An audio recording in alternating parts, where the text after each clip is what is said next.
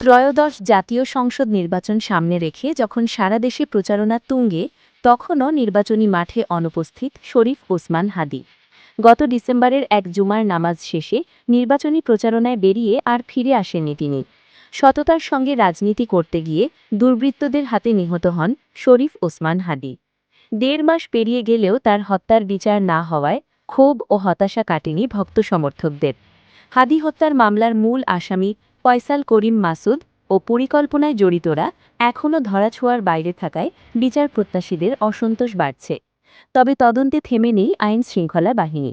গত ২১ জানুয়ারি মধ্যরাতে দক্ষিণ কেরানীগঞ্জের আটি নয়াবাজার এলাকা থেকে ফয়সালের সহযোগী রুবেল আহমেদকে গ্রেপ্তার করে সিআইডি।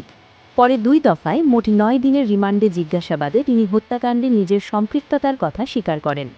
আদালত সূত্রে জানা যায়, রুবেল স্বেচ্ছায় স্বীকারোক্তিমূলক জবানবন্দি দিয়েছেন। জবানবন্দিতে তিনি হত্যাকাণ্ডের পরিকল্পনা ও ঘটনার দিনের ভূমিকা সম্পর্কে গুরুত্বপূর্ণ তথ্য দেন। ঢাকা মহানগর হাকিম মোহাম্মদ মাহবুবুর রহমান তার জবানবন্দি রেকর্ড করেন। জবানবন্দি শেষে তাকে কারাগারে পাঠানো হয়েছে।